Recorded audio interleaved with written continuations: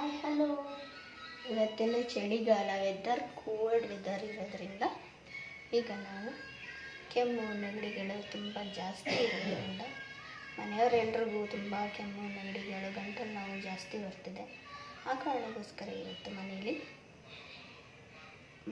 ಶೀತಕ್ಕೋಸ್ಕರನೇ ಮಾಡೋ ಅಂಥ ಮೆಣಸಿನ ಸಾರನ್ನು ಮಾಡ್ತಾಯಿದ್ದೀನಿ.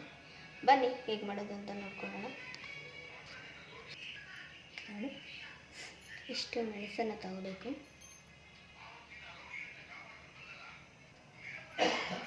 ಇಷ್ಟು ಧನಿಯಾ ತಗೊಳ್ಳಿ.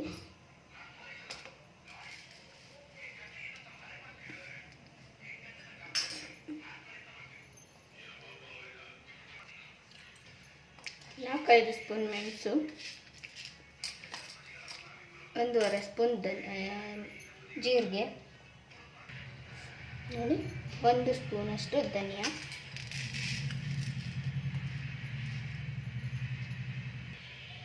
2 ಚಕ್ಕೆ, 2 ಪೀಸ್ ಚಕ್ಕೆ, 2 ಪೀಸ್ ಲವಂಗ, ನೋಡಿ 3 ಗೆಡ್ಡೆಯಷ್ಟು ಬೆಳ್ಳುಳ್ಳಿನ ಸಿಪ್ಪೆ ಬಿಡಿಸಿ ಹಾಕೊಳ್ಳಿ.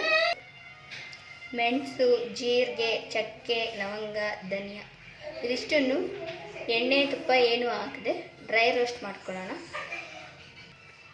ನೋಡಿ, ಇದಿಷ್ಟನ್ನು ಬಾಣಲಿಗೆ ಹಾಕೊಂಡು ಡ್ರೈ ರೋಸ್ಟ್ ಮಾಡ್ಕೋಬೇಕು.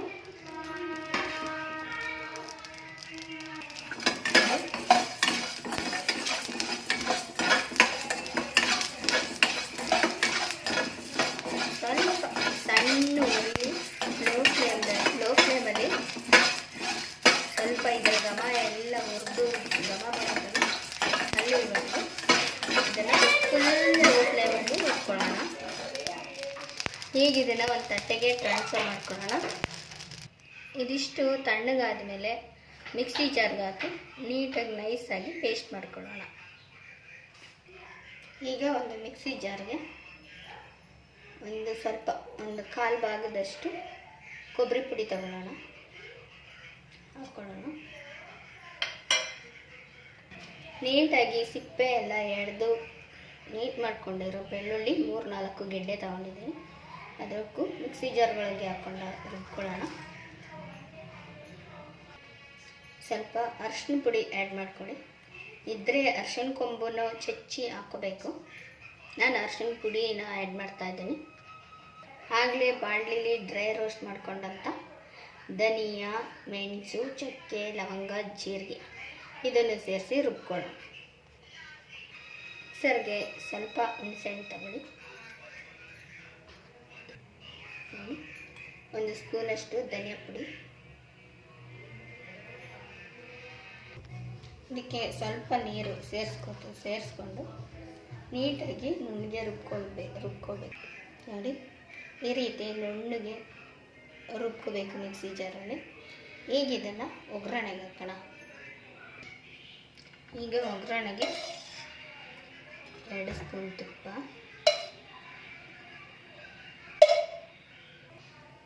2 ಸ್ಪೂನ್ ಎಣ್ಣೆ,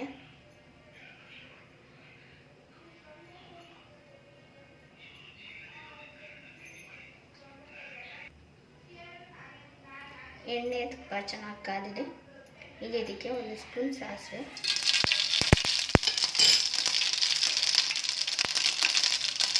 ಸ್ವಲ್ಪ ಹಿಂಗು,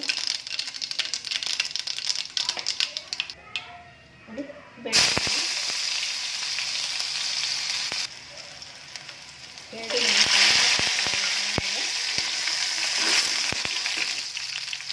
ಆಗಲೇ ಮಿಕ್ಸಿ ಜಾರ್ಲೆ ನುಣ್ಣಗೆ ರುಬ್ಕೊಂಡಂಥ ಪೇಸ್ಟ್. ನೋಡಿ, ಇದನ್ನು ನೀಟಾಗಿ ಮಿಕ್ಸ್ ಮಾಡ್ಕೋಬೇಕು.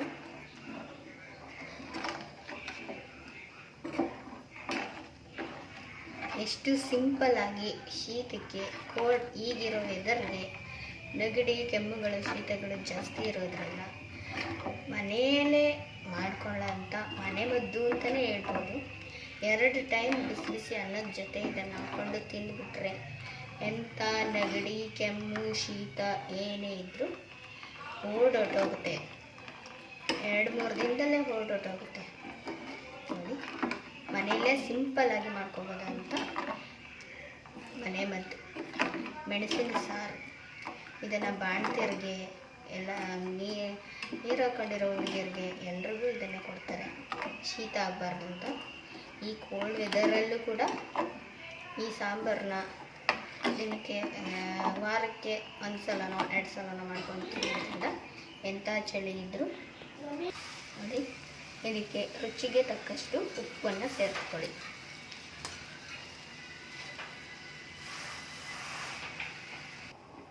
ನೋಡಿ, ಈ ರೀತಿಯಾಗಿ ಪರ್ಫೆಕ್ಟಾಗಿ ಕುದಿ ಬಂದು ಚೆನ್ನಾಗಿ ಬೆಂದಿದೆ.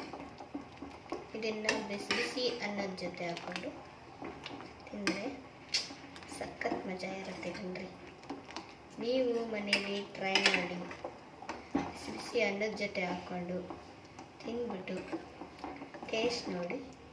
ಲೈಕ್ ಮಾಡಿ, ಕಾಮೆಂಟ್ ಮಾಡಿ, ಸಬ್ಸ್ಕ್ರೈಬ್ ಮಾಡೋದನ್ನು ಮರಿಬೇಡಿ.